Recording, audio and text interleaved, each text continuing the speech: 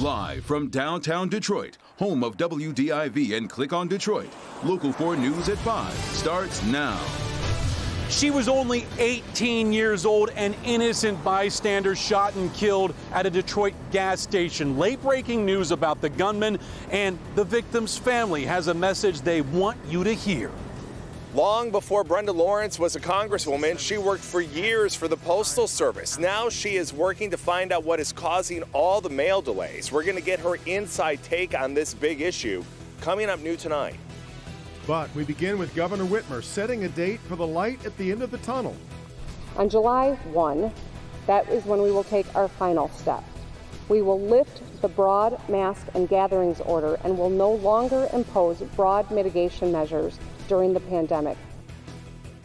You heard it here. On July 1, we can expect to see all major COVID restrictions lifted, but there are actually two important dates here, Kim. Let's go through it point by point for everybody. On June 1st, all capacity limits will be lifted for outdoor gatherings, with indoor gatherings capped at 50%. Also, the curfew for bars and restaurants will be lifted. Then comes a big one. On July 1st, the broad mask and gatherings order will be lifted in what the governor called the last step. Grant Herm's been getting reaction to this big announcement today. We'll get to him in just a minute. Let's start things off at 5 with Rod Maloney. Rod, just a few weeks ago, the reopening was tied so directly to vaccinations. That's right, Devin. And I asked the governor then, I said, look, if we don't get to 70%, then what? Well, we didn't get the 70%. And she said that if, in fact, we didn't get there, she would change her plan. Then the CDC came along and then really changed the game. And so now we've gone from targets to a countdown of 41 days. We've collapsed the back to normal because it just became very clear that it was important for us to give people sure dates and confidence that we can be safe doing this. And so that's why we've reconfigured the plan. For the next 11 days, things will remain largely as we've become used to. But we look to those two big days. June 1st, outdoor mask rules going away, also indoors, especially at large venues. That an indoor social gathering like a wedding or a funeral or a conference or a graduation party will be allowed to resume at 50% capacity through the month of June. Then 30 short days later on July 1st. We look at this as the last moment of these types of orders. The governor ending for Michiganders her emergency footing. We will be able to sing at church, dance at weddings, cheer at games, hug each other, and laugh together.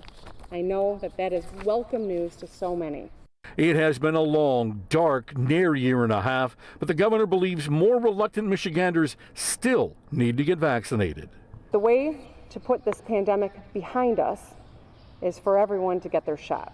The vaccine is the best way to keep you and your family and the most vulnerable among us safe from COVID-19. Now, one of the things that's out there is that many businesses are concerned because on Monday they go back to work. But the MDHHS orders or guidance on what should happen on Monday isn't available. And so that's something that we're going to be taking a look at coming up on Local 4 News at 6. Back to you. So talk about the way that schools now fit into this, Rod. Getting close to the end of the school year, of course. Well, Devin, this is all fast and... I'm sorry, Devin, I thought you were finished there. Here's the thing. This is all fast and furious. Just in the last few minutes, we got new guidance from MDHHS about the schools, and we're going to be talking all about that and have full details of what they said coming up at Local 4 News at 6. You've got it. All right, Rod, we'll talk to you then. Now, this accelerated timeline is, of course, big news for business. Especially those small businesses and restaurants. Our Grant Herms joins us now. And Grant, what the governor had to say comes as a huge relief, I'm sure, for so many of these places. It certainly did today. That's what we're hearing from a lot of those shops and restaurants who now the work starts for them with just a little more than a month to get back up and running at full capacity. With those major changes on the horizon, businesses big and small are looking at how they'll decide to navigate getting back to normal. There's a lot of pent-up demand. You're seeing it out there. People want to travel. People want to dine. Justin Winslow is the president and CEO of the Michigan Restaurant and Lodging Association. We needed that. We supported the governor's back to normal plan, but it was unclear when or if we would meet some of those guidelines. So to get some date certainty gets this industry the certainty it needs to get back on its feet. In a statement today, the Michigan Small Business Association also praising the governor's announcement, saying today marks an important step for small business owners everywhere, adding it will pave the way for event spaces and festivals not allowed last year. The business group, the Detroit Regional Chamber, which just announced its own restrictions for the Mackinac Policy Conference in September, said they expect some more confusion as the summer starts. Businesses and frankly government are going to be feeling their way through these issues throughout the summer months, and I think just like there was confusion at the beginning of this crisis a year ago, there's going to be some confusion as we come out of it. You know, one of those big challenges ahead for these businesses is getting the workforce back in. The Restaurant Lodging Association said that they're hoping for some changes to the unemployment insurance policies here in the state, as well as childcare, especially as we head toward the summer. And for customers like you and me, well, they say the biggest things we can do: be patient, be kind, and tip big. Back to you. Yeah, I'm sure. Grant, well, what about those venues? Because I know a lot of folks are looking forward to summer concerts, weddings, family reunions, those kinds of things.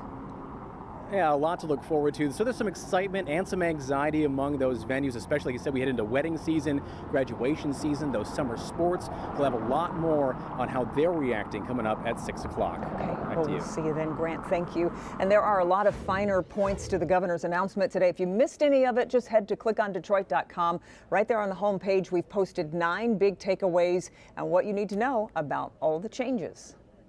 Today, the state is reporting 1,372 new cases of COVID-19 over these past 24 hours. That is down slightly from yesterday, but 74 more deaths to the virus reported.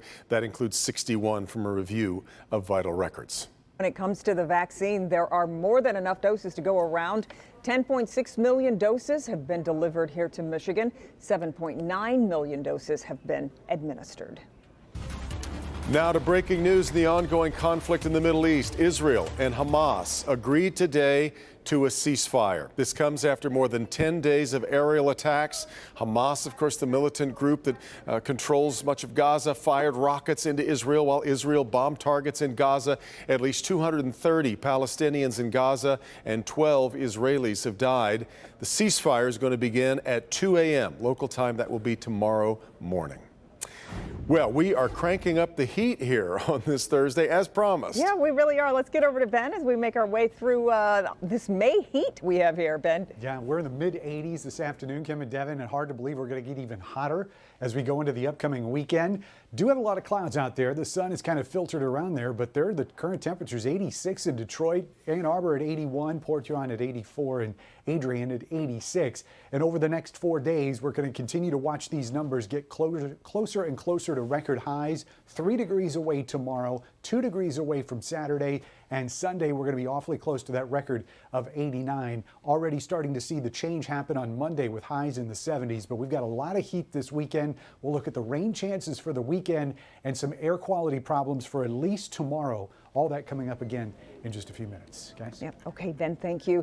New at 5, police say they've arrested the suspect who shot and killed an innocent bystander at a Detroit gas station. 18-year-old Morgan Dawkins had just stopped with her friend when the shots started firing, and when they stopped, Morgan was dead. Her friend had been grazed by a bullet.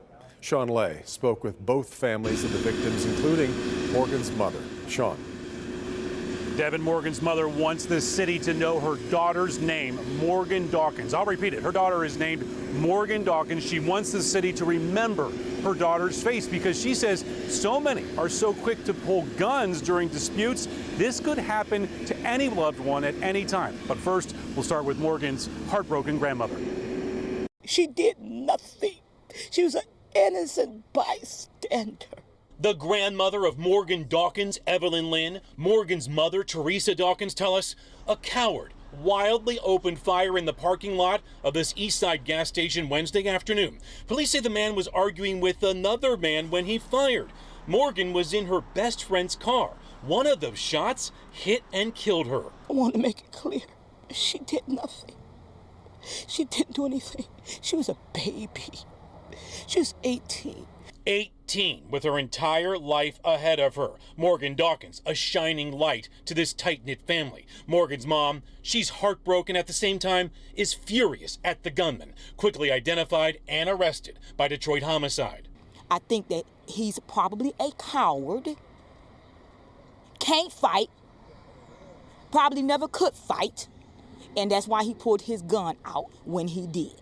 Another shot grazing Morgan's best friend Angel Davis in her chest, an inch either way, and Billy Davis would have lost his daughter. Because they don't care. Yeah, they just don't care. I mean, and you're in broad daylight, you know. So, I mean, you know, you would think you can go to the gas station at 1 o'clock in the afternoon. Morgan Dawkins was also a young mom. Baby Riley Simone was her world. Morgan was her mother's world, robbed from her. I don't expect for him to see this interview and feel sorry or remorseful, because if he had that in him, he would not have pulled that gun out and started shooting.